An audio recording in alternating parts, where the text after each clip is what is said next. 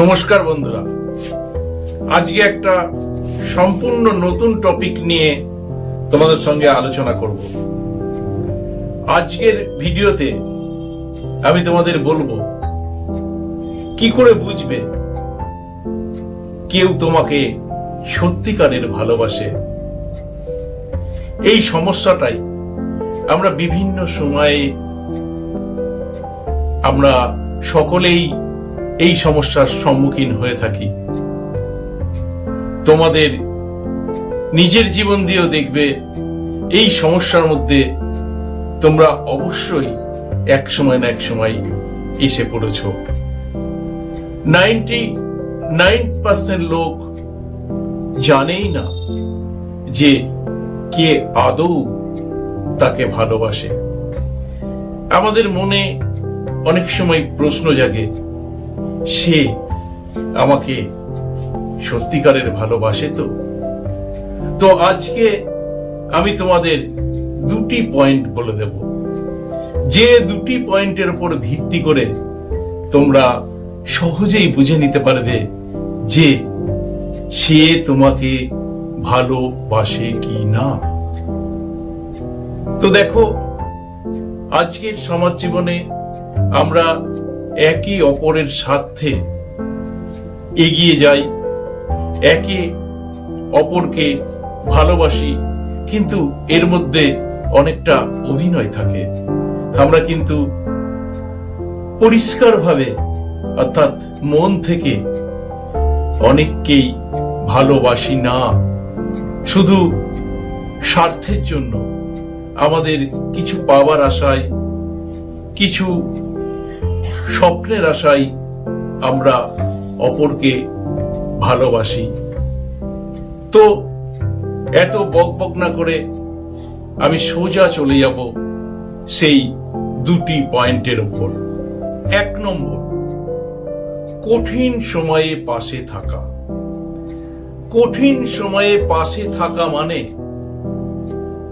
অর্থনৈতিক অভাব বা কোনো সাধারণ একটা তুমি সমস্যায় পড়লে সেই সময় কেউ পাশে থাকলো তা নয় বন্ধু, ওটা তুমি ভুল করছো।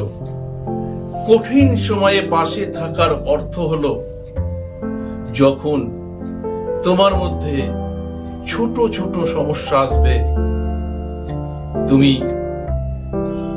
খুব একটা ছোট্ট কারণের জন্য ভেঙে পড়েছ, কারোর সঙ্গে কথা বলছো না, চুপচাপ একা ঘরে বসে থাকছো, কিচ্ছু করতে ভালো লাগছে না, রাতে ঘুম আসছে না, একটা চিন্তা তোমাকে ঘিরে ধরে রেখেছে, তোমার মাথার মধ্যে একটা ঘুরপাক খাচ্ছে সবসময় একটা চিন্তা।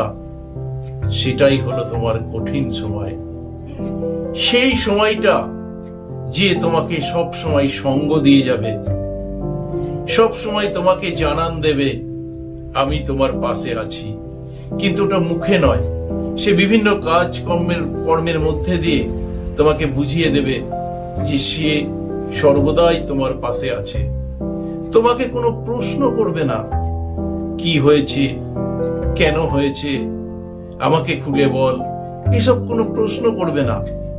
সে সর্বদাই শুধু তোমার পাশেই থাকবে আর তোমাকে লক্ষ্য রাখবে তুমি কি করছো, কোথায় যাচ্ছ। এই সময়টাকেই বলা হয় কঠিন সময়। আর এই সময়ে যে ব্যক্তিটি তোমার পাশে থাকবে সে কিন্তু কোনো আশা নিয়ে তোমার কাছে আসেনি, সে প্রকৃতই তোমাকে ভালোবাসে। সেই জন্যই কিন্তু সে তোমার পাশে সর্বদাই থাকছে। এই ধরনের কোনো মানুষকে যদি তোমার জীবনে তুমি পেয়ে থাকো, তাহলে কখনোই তাকে তুমি ছেড়ে যেও না, কারণ সেই প্রকৃত তোমাকে ভালোবাসে। আর যদি এই ধরনের মানুষ তোমার জীবনে না এসে থাকে, তাহলে নিজেকে তুমি তৈরি করে নাও, নিজেকে তুমি প্রস্তুতি করো। দেখবে তুমিও সহজে বুঝতে পারবে যে সে তোমাকে ভালোবাসে কিনা। নাম্বার 2, তোমার কষ্টকেও নিজের কষ্ট মনে করে। অর্থাৎ তোমার যে কষ্টটা হচ্ছে সেটা যদি কেউ নিজের কষ্ট বলে মনে করে, তাহলে বুঝতে পারবে সে তোমাকে ভালোবাসে। তোমার কষ্ট সে বুঝবে কি করে? এখানেও কয়েকটি শর্ত আছে, সেটা আমি পরিষ্কার করে তোমাদের বুঝিয়ে দিচ্ছি।